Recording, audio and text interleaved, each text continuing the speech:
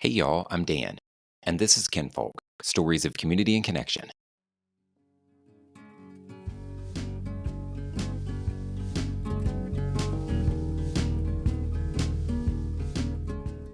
Joining me this week is Nathan Barner, Education Coordinator at the West Virginia State Museum. It's West Virginia Day, and what better way to celebrate than by learning a little more about the place we call home? We're talking about the museum, the history it holds, and why now's the perfect time to stop in and see it for yourself. Let's dive in. Hey Nathan, welcome to Kinfolk. Thanks so much for being here. Thank you, Dan. Thank you for having me. So, we're going to talk about just a few different things. First, I would like to give an introduction to you, and then we'll move into the West Virginia State Museum. And then towards the end, we'll talk about staying connected to West Virginia and West Virginia's story. Awesome. Well, my name is Nathan Barner. I'm the West Virginia State Museum Education Coordinator. I do a lot of the coordination of information, of programming for school groups, any large groups that travel. I do a lot of the work with making sure information is accurate and up to date. How did you get into this style of work? By chance, I got lucky. I was working for the public school system for quite some time. Hmm. I taught at the University of Charleston as an adjunct professor for some years there, and this education program had me working with children regularly, but only for a short time each day. So that made it a big bonus for me. No lesson plans as far as preparing and grading paperwork that way. But outside of that, I will say that we do have a large, expansive collection of lesson plans for West Virginia history for all grade levels. And that's another one of the things that is key to my position.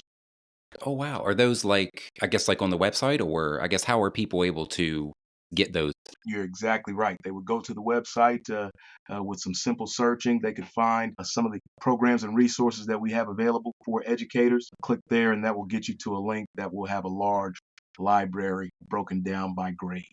So, I do want to back up just a little bit before we get into the museum.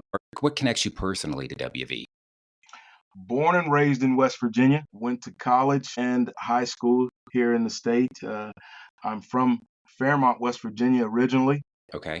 I have family roots in the southern part of the state, and then I ended up going to college in Charleston, in the capital city. Found my wife, I made a home, and that's the rest of the story. So now I'd like to hear your take on the museum itself, not what's inside, but what it means to you and also to the state. Okay, I'll give you this. Yeah. I had an interesting conversation with a gentleman that you could tell by the leathery tan skin that he had. He had been on a beach or on a boat next to a beach for the past 25, 30 years. He had stark white hair combed straight back over his head, slicked back. He had his pants pulled very tight and shirt tucked in very sternly. This gentleman was in his late 70s, early 80s, but his posture and the way he stood let me know let me know he had a lot of lead left in his pencil, if you understand what I'm talking about.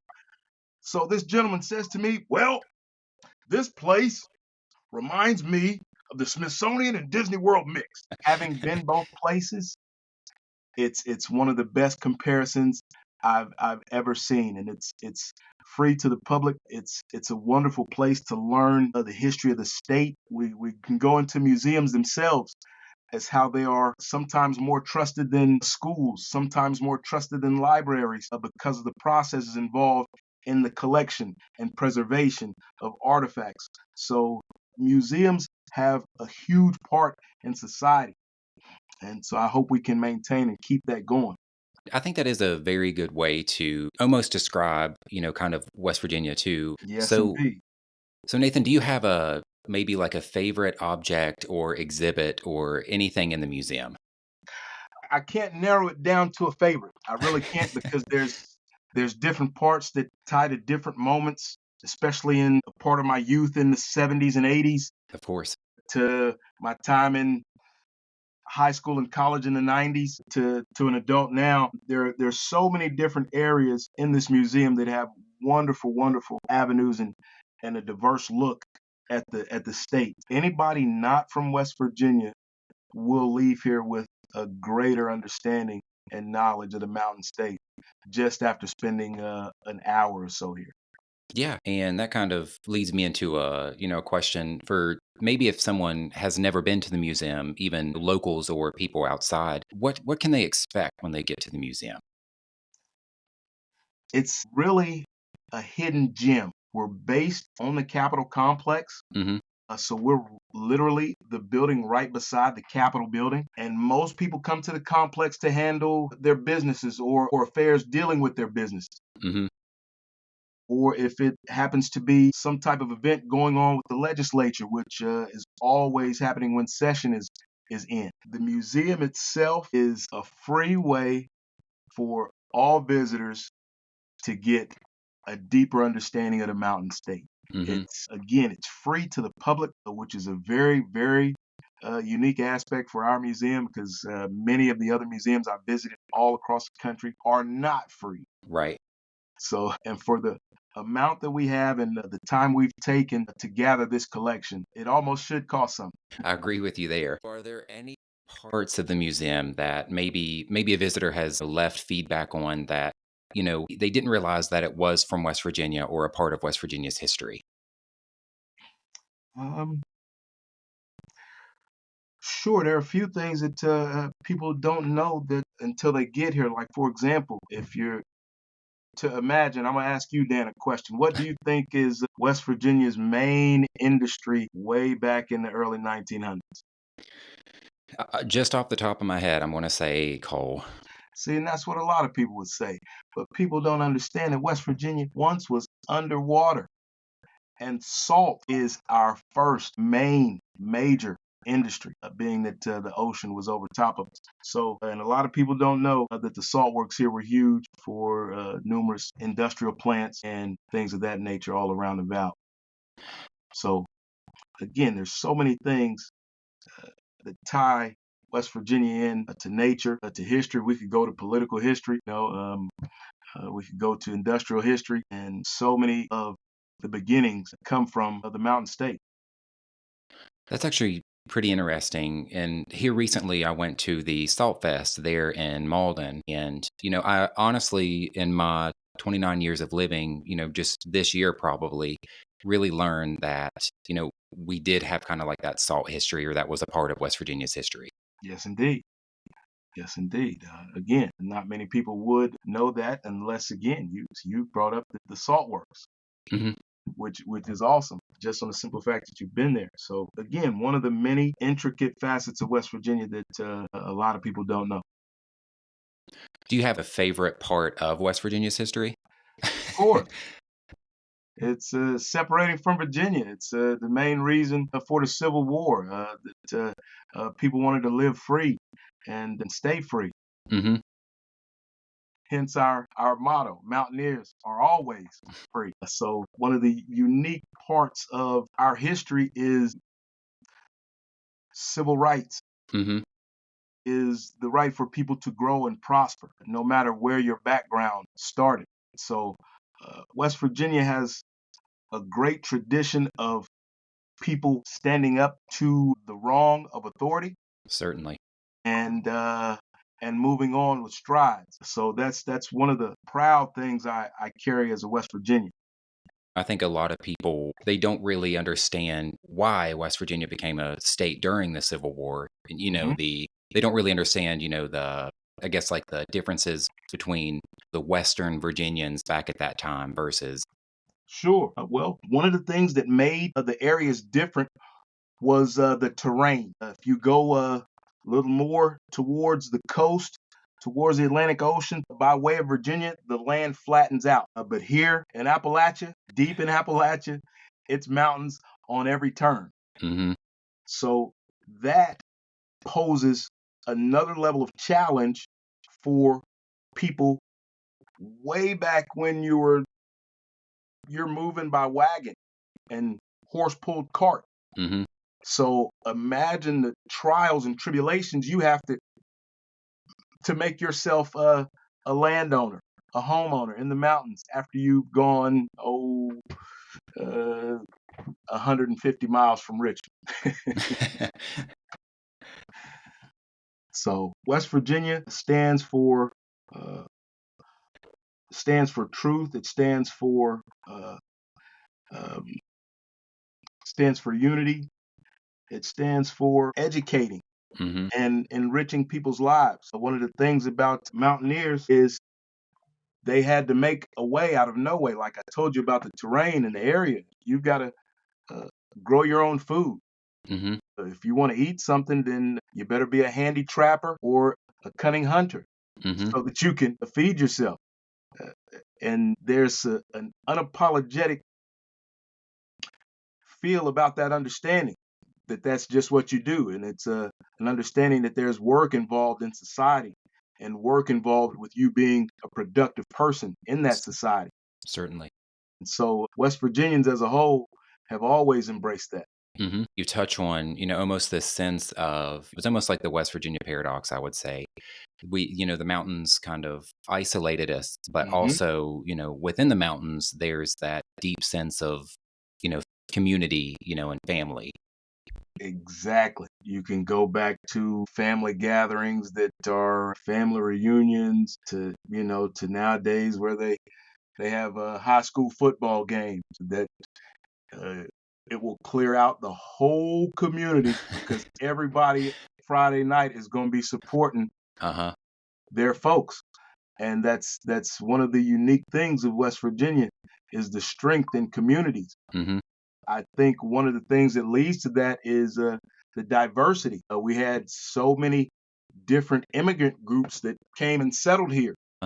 So with that comes a sense of pride in who you are and where you're from. So West Virginians have no problem being proud of who they are and where they're from.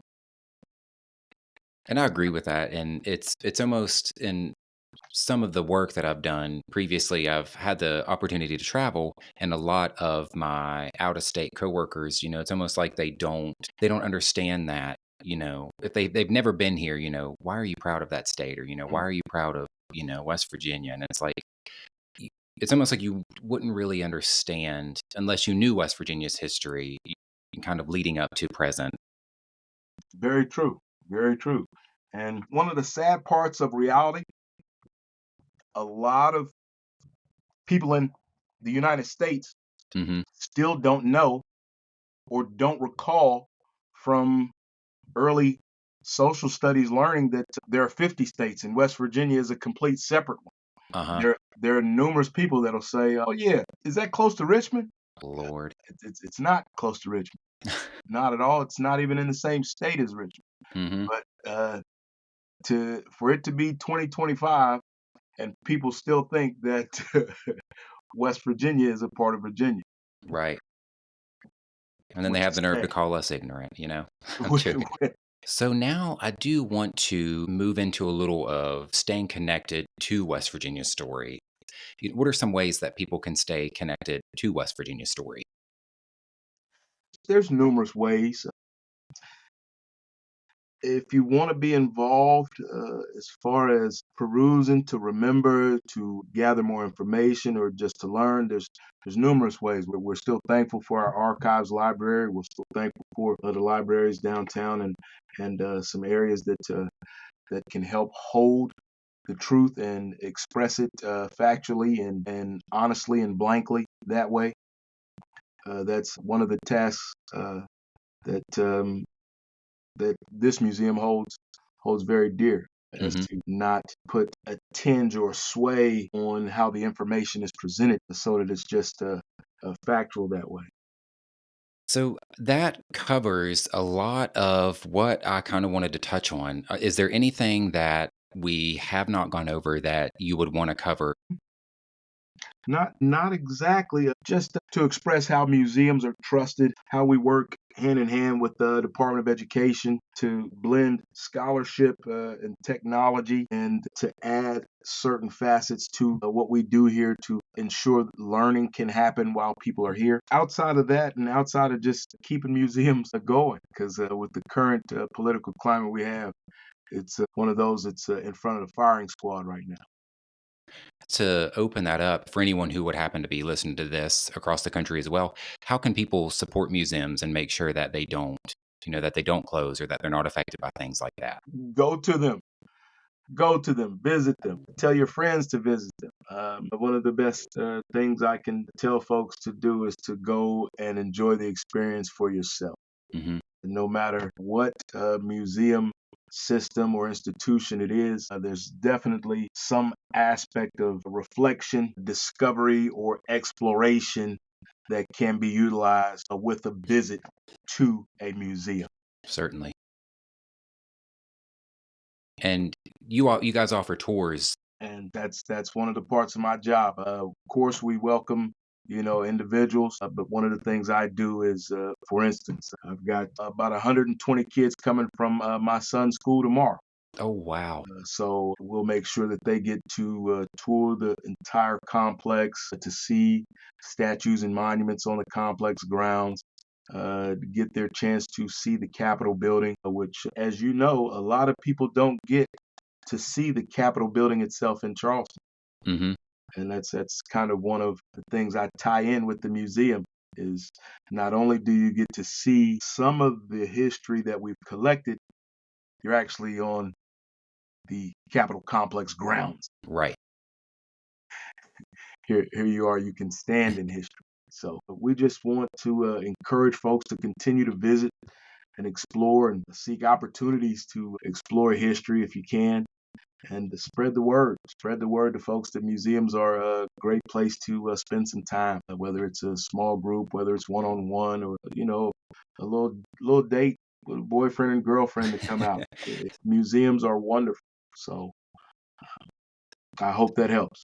It very well does. I really appreciate you taking the time to come on and share. And I really appreciate the work that you and your team are doing. Not a problem, Dan. Thank you for including me in the project, and let me know if there's any way that I can be of help in the future. Of course. And, the same from, me to you. If I can help spread the word of anything through either the podcast or any social media pages, just, feel free to shoot a message and let me know. That would be awesome. That would be awesome. Thanks for tuning in to this episode of Kinfolk, Stories of Community and Connection. Big thanks to Nathan from the West Virginia State Museum for sharing his story and for giving us a look into the heart of a space that preserves, protects, and celebrates the Mountain State's rich history. You'll find all the show notes, including how to connect with the museum, in the episode description and over on Instagram.